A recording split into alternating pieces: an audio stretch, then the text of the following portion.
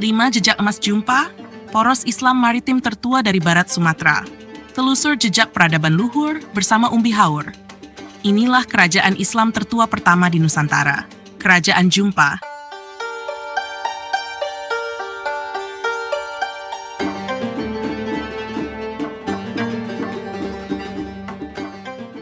Jumpa hidup dalam desir angin utara Aceh dan bisik pelabuhan tua Kuala Jumpa.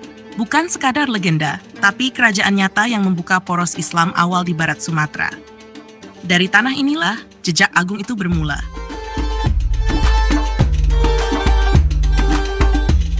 Asal-usul dan relasi. Jumpa pertama kali disebut dalam hikayat Raja Jumpa, dihimpun oleh Ibrahim Abdu dari tradisi lisan Bireuen. Berdiri sekitar abad ke-8 Masehi di Blang Supeng, kerajaan ini menjadi tonggak awal peradaban politik lokal pesisir utara Aceh.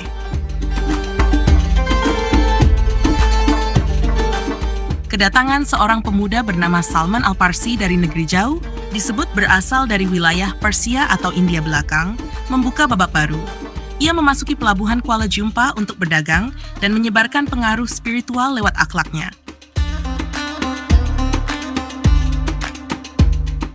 Sosoknya memikat hati Putri Mayang Suludong, seorang bangsawan setempat.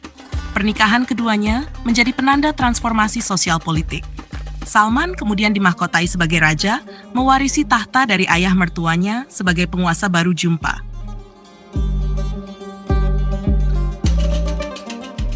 Nama Jumpa dipercaya berasal dari kata champia, sebutan untuk bunga harum yang tumbuh di India Selatan.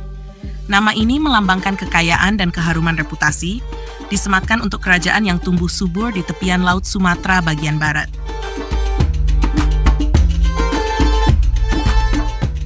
Jumpa menjalin hubungan genealogis dengan Kesultanan Perlak.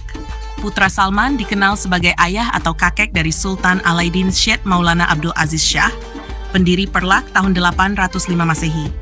Dari garis inilah silsilah Islam Aceh tumbuh.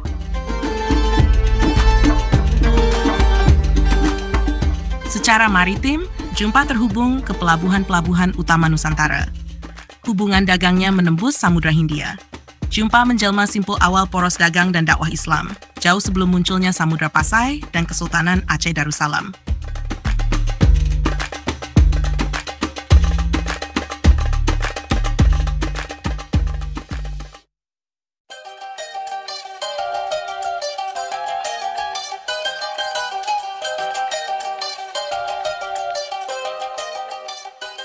Jumpa tidak sekadar kerajaan pesisir.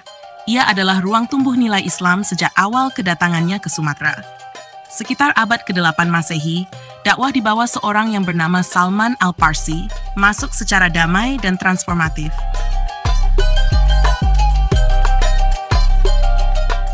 Pernikahannya dengan Putri Mayang Suludong membuka jalan bagi penyebaran Islam dari dalam. Dakwah berlangsung lewat keteladanan, bukan senjata. Kekuatan nilai meresap melalui keluarga, adat, serta kebijakan lokal yang dipengaruhi syariat Islam.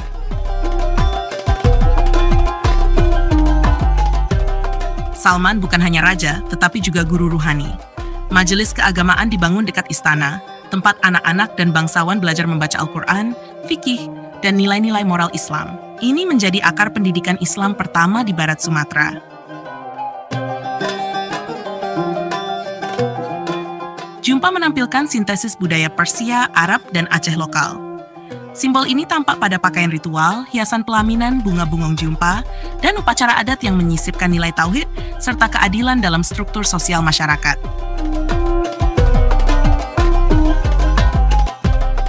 Pola pemerintahan berubah. Kepemimpinan raja mulai dikaitkan dengan amanah ilahiyah. Hukum adat dilunakkan oleh nilai syariah.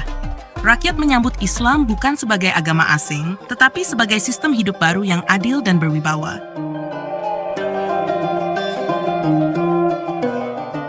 Jumpa juga menjadi simpul dakwah maritim.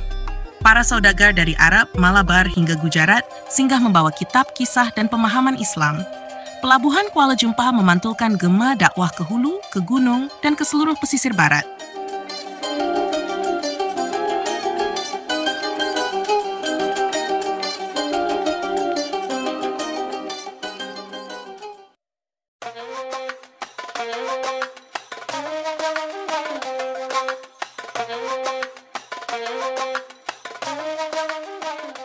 Salman Al-Parsi, dikenal juga sebagai Syahrian Shah Salman, bukan hanya pendakwah, melainkan arsitek spiritual Jumpa.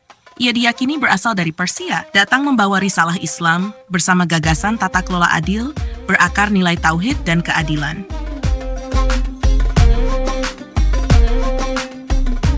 Pernikahannya dengan Putri Mayang Suludong menandai pertemuan dua dunia, Islam dari Barat dan adat lokal Aceh. Takhta Jumpa lahir dari aliansi cinta dan visi keagamaan, menciptakan fondasi politik dan spiritual yang akan bertahan selama beberapa generasi.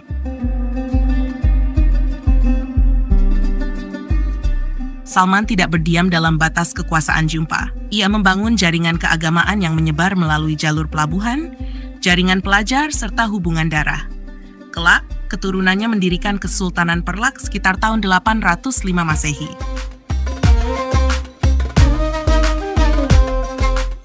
Nama Salman dihidupkan kembali dalam hikayat rakyat. Ia dikenal sebagai pemimpin berakhlak yang mendirikan majelis ilmu dan memimpin masyarakat dengan hikmah. Setiap petuahnya diwariskan dalam cerita rakyat yang masih dilafalkan di Biren hingga kini.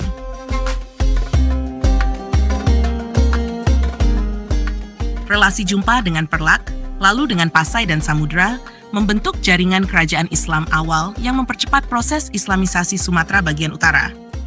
Salman menjadi penghubung lintas entitas, mengokohkan Jumpa dalam peta sejarah Islam maritim Nusantara.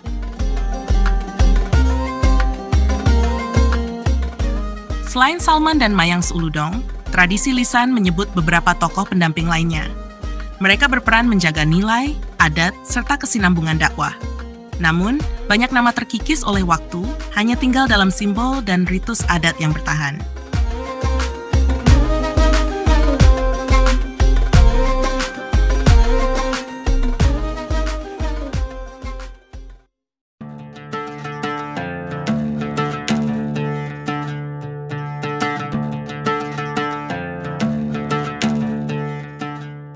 Sekitar abad ke-8 Masehi, Jumpa mencapai puncak pengaruhnya di sepanjang pantai utara Sumatera. Pelabuhan Kuala Jumpa menjadi simpul perdagangan penting, menghubungkan jalur rempah timur dan barat, serta melahirkan jejak diplomasi awal antar peradaban Islam maritim.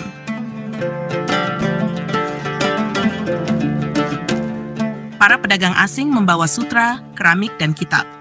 Mereka tidak hanya menjual barang, tetapi menyebarkan ilmu, memperkenalkan sistem ekonomi berbasis kepercayaan, serta memperkuat struktur dagang kerajaan. Kuala Jumpa tumbuh menjadi bandar yang ramai.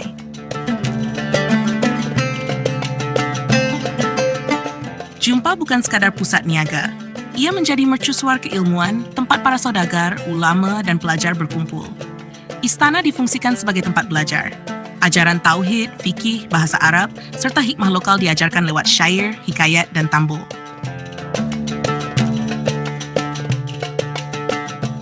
Pemerintahan Jumpa mengintegrasikan hukum Islam dan adat. Dibentuk lembaga musyawarah untuk mengelola tanah, zakat, serta peradilan sederhana. Nilai-nilai keadilan dan kemaslahatan mulai dijalankan dalam kehidupan masyarakat lewat sistem pemerintahan yang inklusif.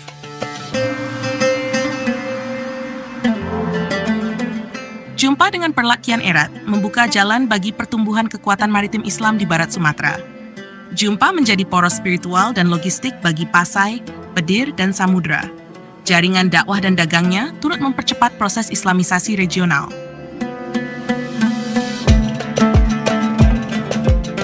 Hikayat Raja Salman dan kisah Putro Suludong menjadi bagian dari warisan lisan yang dikenang hingga kini.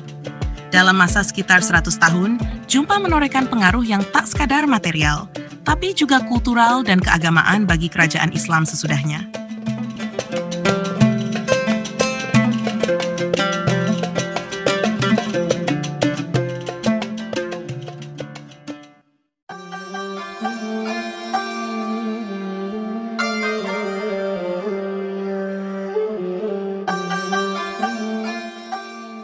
Sekitar pertengahan abad ke-9 Masehi, arah sejarah Jumpa perlahan berubah.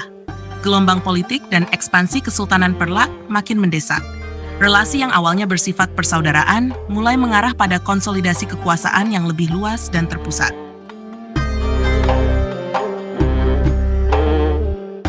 Jumpa, meskipun tidak ditaklukkan secara militer, akhirnya melebur secara damai ke dalam struktur pemerintahan Perlak. Peristiwa ini dipercaya terjadi sekitar tahun 880 Masehi.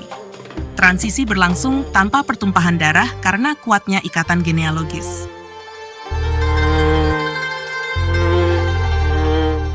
Sebagian bangsawan Jumpa dipersatukan melalui pernikahan dan aliansi politik dengan keluarga Perlak. Keturunan Syahriansyah Salman Al-Parsi menjadi bagian penting dalam penguatan struktur baru tersebut. Jumpa pun tak hilang, tapi berganti bentuk dan peran. Meski kekuasaan resminya berakhir, ingatan kolektif tentang Jumpa tetap hidup. Tradisi lisan, hikayat rakyat, serta tambok keluarga menjaga narasi kejayaan tersebut. Salah satu hikayat yang populer adalah legenda Tengku Kejeren yang dikaitkan dengan raja terakhir.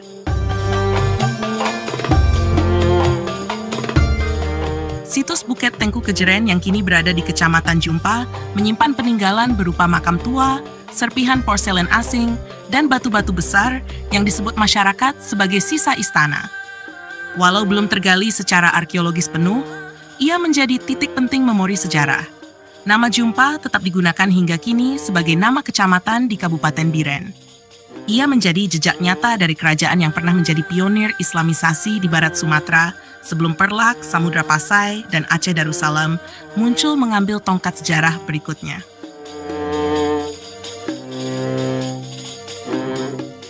Jumpa bukan sekadar nama kecamatan atau situs makam tua. Ia fondasi awal gelombang Islamisasi Barat Sumatera yang jangan terlupakan. Bila diteliti serius melalui arkeologi dan filologi, Jumpa berpotensi merevisi narasi besar sejarah Islam Nusantara. Terima kasih. Sampai bertemu pada jejak berikutnya. Salam.